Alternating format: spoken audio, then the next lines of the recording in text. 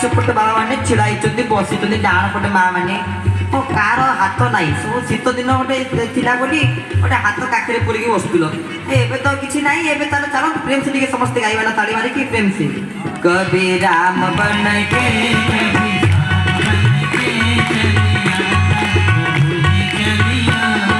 राधे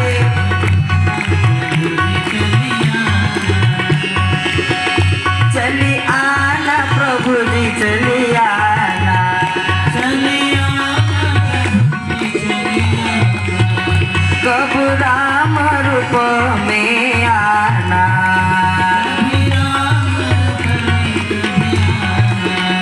सीता साथ लेके धनुष हाथ लेके चली आना,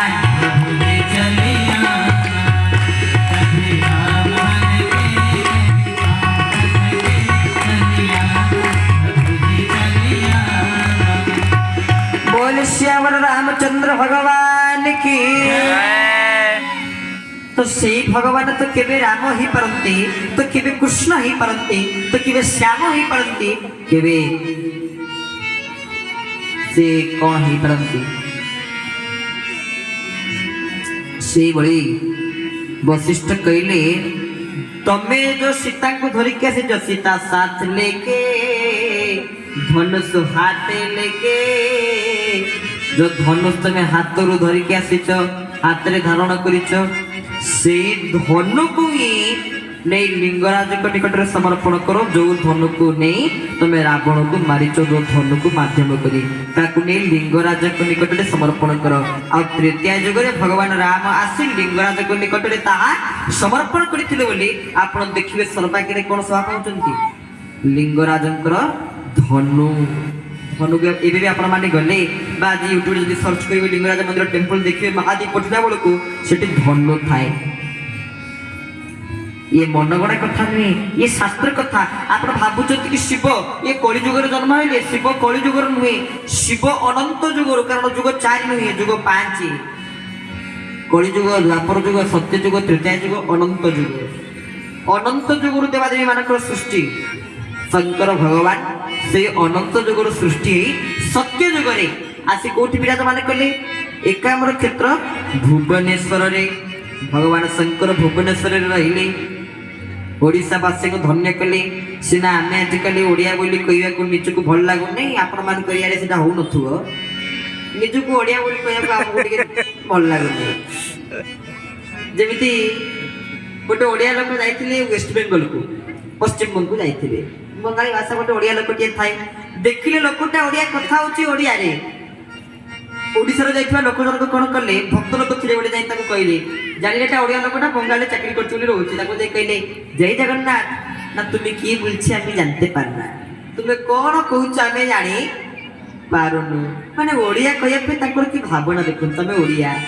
प्रकृत रे ओडिसा भलिया माटी आ ओडिया भलिया भाषा शब्द जोटी खोजले आपण माने पाई परिबे ना।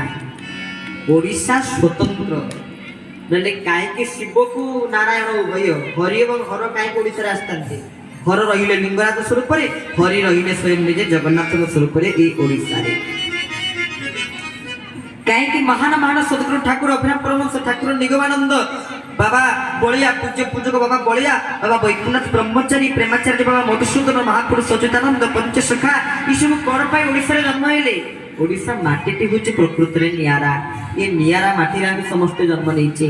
वर्षानांग भारत श्रेष्ठ, देशानांग उत्कल सुत, उत्कल राज्य मान के भितरे उत्कल हला श्रेष्ठ, ओडिसा हला श्रेष्ठ। किंतु आमे ओडिसा को ओडिसा परिचित बोली हमको परिचय देको भल लगे ना, लाज लगे कि कथा देखिले। मात्र भगवान शंकर हरि हर उभय ए ओडिसा प्रति ओटर देश प्रति तांकर हित के करुणा को आमको प्रदान करचंती भगवान श्री शंकर, भगवान श्री शिव, सत्य शिव सुंदर। तो से भगवान शिव किछ लोक कहती, तो आम आज केवल शिव महिमा आलोचना करिया। टॉपिक प्रसंग होला शिव महिमा, कारण आम सेमती किछ प्रस्तुत के जाय न थाउ कोन आज आलोचना करिवु। तो आपण मान तो प्रसंग चाहू सुनिया पे, आमर प्रसंग होला शिव को महात्मा, शिव महात्मा ऊपर आज चर्चा रखा आलोचना रखा जो शिव मंदिर आपने शिव तत्व उपर कथा को रखा मन दे समस्ते शुणवे ये तो गला शंकर भगवान को ओडिशा प्रति कृपा किपरि आमे जो ओडिशा रे रहउछ ओडिशा भूखंड रे केते कृपा ये तो गला पुनी देखो ओडिशा रे केते कृपा शंकर भगवान को एशिया महादेश रे कारण आप बाहर को गले आपण माने अमेरिका जापान रे शिव मंदिर पाइबे जा सब देखिए भारत रे ना बा एशिया महादेश भीतर आ एशिया महादेश बाहर नाही पाइबे नहीं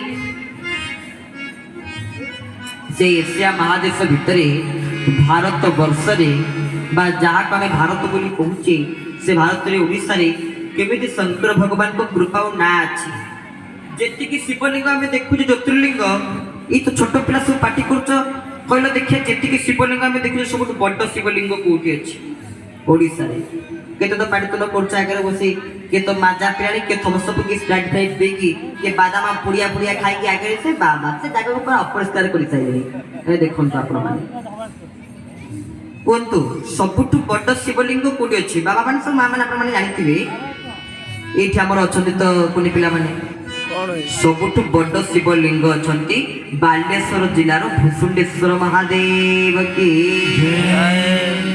एशिया महादेशर सबुठु बड़ शिवलिंग आप देखिपारे कौन ना श्री भूसुंडेश्वर महादेव जैकि मान्यता पाई और बहुत बहुत बड़ बड़ शिवलिंग अच्छी मात्र सी सबुठ सर्वभूत लिंग बोली मान्यता आम जाइए से भूषुंडेश्वर महादेव को दर्शन करने तो आपण मैंने समस्ते केते भाग्यवान माने ओडिशा भितर देखो जो शिव चर्चा आम करुचे तेल ओडिशा भितर शिव कृपा केते अशिव कृपा अनंत कृपा जार महिमा को कह जाई परिवो नाई किछि दिन पर आसी कौन काली अष्टमी तापर दिन कौन राम नवमी राम आसवे राम को आम जदि जानूचे क्या